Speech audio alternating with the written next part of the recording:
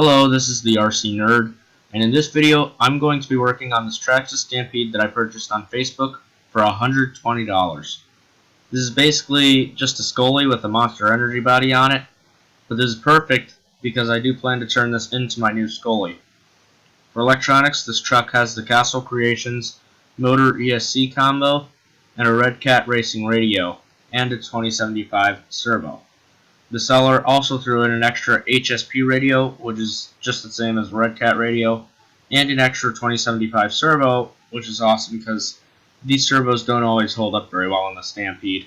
Alright, so I got the truck here on my work desk, and the first thing we need to do, since I was just testing it out, is switch the throttle and steering on the receiver, because for some reason they're backwards. So basically when I hit the throttle, the truck turns. Well, this should be a nice easy fix. Just need to pop open the receiver box here. Alright, now we got the receiver. So we want to put, oops. So this is the steering, so this should go into channel 1, just like that. And then this is throttle, so it needs to go into channel 2, just like that. And the brown and black wires should match. Now I can button this back up. I'm not going to worry about the missing screw or the wrong size screw. It's also interesting, these receivers look a lot like my FlySky receiver, so I'm wondering if they're cross compatible. That might be an interesting test for this channel. I think these really are just basically rebranded FlySkys. Anyway, let's see if that worked. Here we got the battery in. We can plug it in. And if we turn on the transmitter and then flip the switch on the ESC,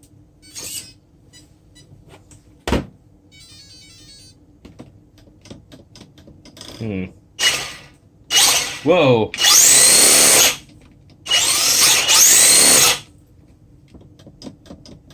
Wow. That's...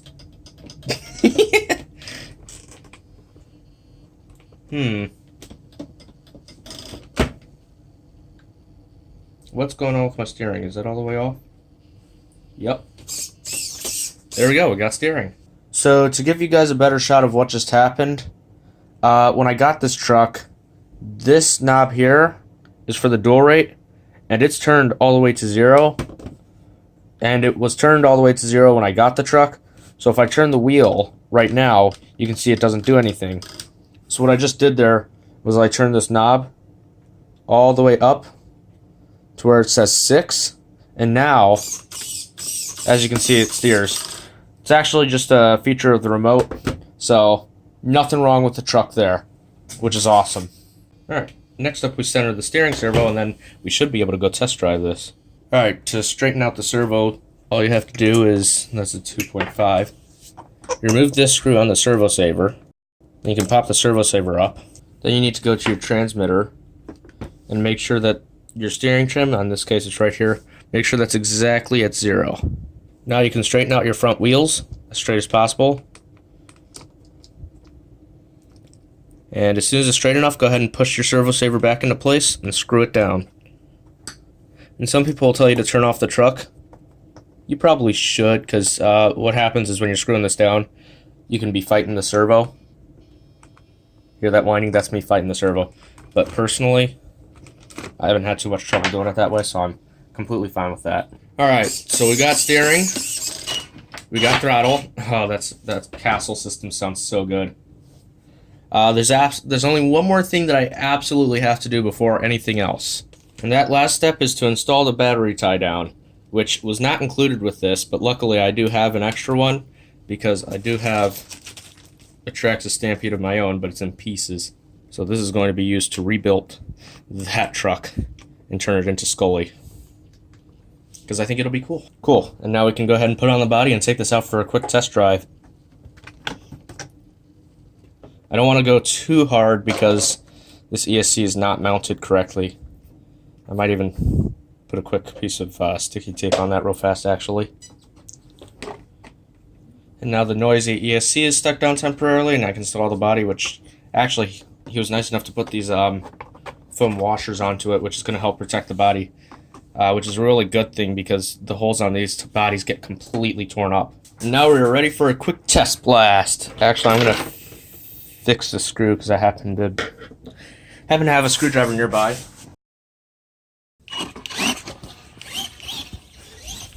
This truck is lively, that's for sure. We're gonna have to follow it too closely.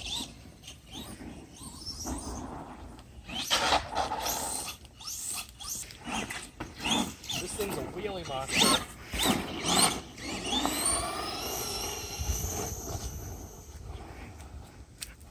That's about as much speed as I get out of an XL5. Man, why are those tires so bouncy? Whoa!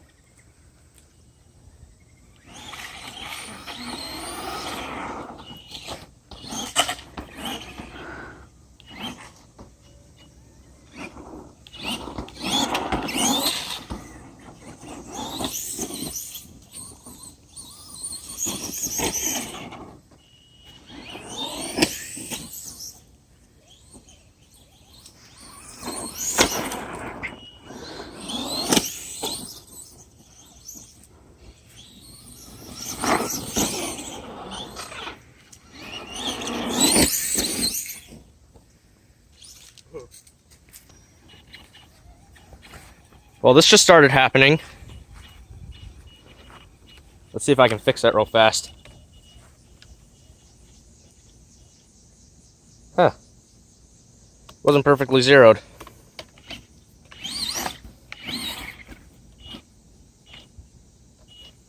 Cool.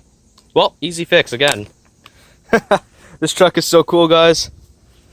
All right, let's get you back inside and check out the, fix up and conversion. All right, well, I've got a bunch of hardware laying around and nothing that I specifically care to start with, so no particular order. I guess we'll go with something easy. I got this little grommet and pop into the cover here. There we go. I think it's in. Cool. That has a loose screw on the bottom there. All right, put the correct size screw in the transmission gear cover.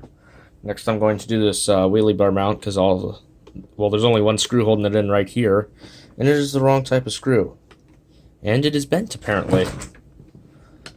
So I'm going to pull this out, and look at that. That is, first off, that's a really long screw. That's not meant to be in there, and it is really bent. So that's just going straight in the trash. And then these three screws will go in. The shortest one goes on the right side here, where that other screw just came out. Then if we move to the other side, we have the medium-sized screw, which goes right on the other side of that short one. And then this really long one goes straight in the bottom.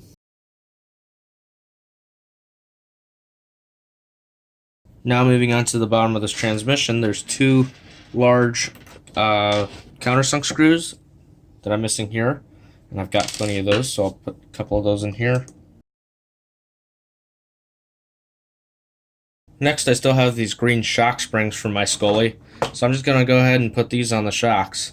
And all you have to do for that is remove the bottom screw.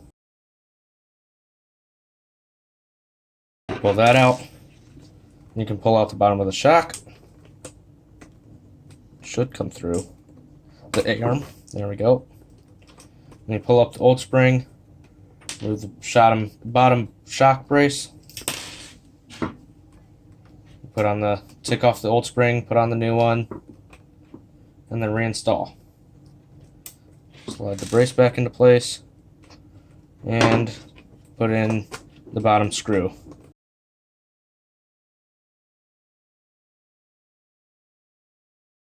And that's it. Now I repeat that for 3 more times for the other shocks. Now I just noticed that these are actually not quite Stampede A-arms. They have these extra holes in here. That would actually be for sway bars for, I don't know, like a slash maybe or something like that. Doesn't really matter. Doesn't affect anything.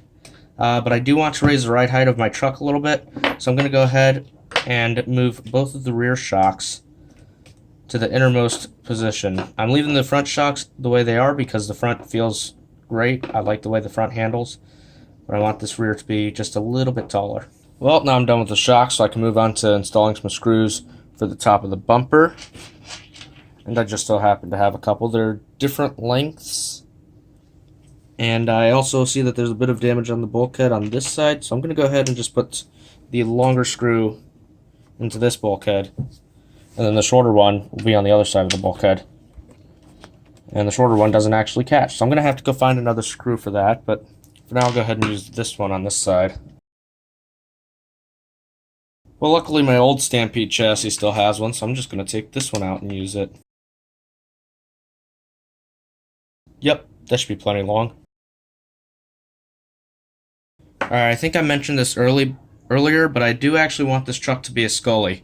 So I do have the correct body mounts right here. And I'm going to go ahead and just swap these out, and that way I'll be able to mount a Skully body. Alright, now to do the body mounts for the rear, there's just 4 screws that hold it directly to the shock tower. So you need to remove all of those.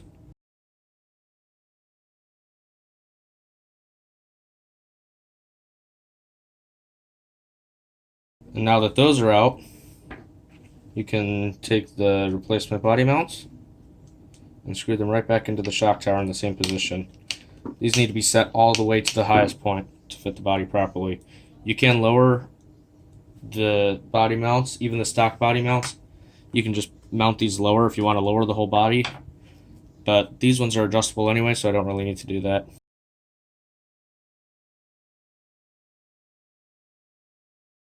And that's it for the rear. So now onto the front. These are kind of hard to get at, but there's just a screw on either side. And again, just swap in the other set and put it straight in. Screw it down. Now all the body mounts are replaced, so I'm going to move on to a missing screw in the servo. So right behind this wire, there's actually a screw missing out of the servo. And all that I need to do for that is replace it with one of these. This is actually a spare screw from the front body mounts. They're the same on this particular truck. Or are these ones shorter? Actually, these ones might be the shorter, shallower threads. Ah, yes. They are the shorter screws. One of these is actually from the servo, and then the other one is a spare from my personal stash. And this screw just goes right into that hole. Doesn't have to be stupidly tight. The servo will break easy enough anyway. The tabs on them will. I decided real quick while the wheel's still off to go ahead and take a second to check out the slipper clutch. Make sure it's adjusted properly. And it's actually kind of tight. So what you're supposed to do is turn this nut all the way in and then back it off a half turn. And that should be properly adjusted. Some people say you can back these things off just a quarter turn. I like to do a half turn because I get pretty rough with my RCs, and that just helps save the drive line a little bit. Now you put the gear cover back on. There should be a second screw that goes up here, but of course that got chopped off, so we're just going to use this for now. And then you reinstall the wheel. And the last screw to replace is right on this side of the receiver box. It came with the wrong one in it, so I'm just going to put in another spare screw from my personal stash. And now this would be the point where I go ahead and install the wire tie down, but I actually don't have one. So, at least I don't think I do.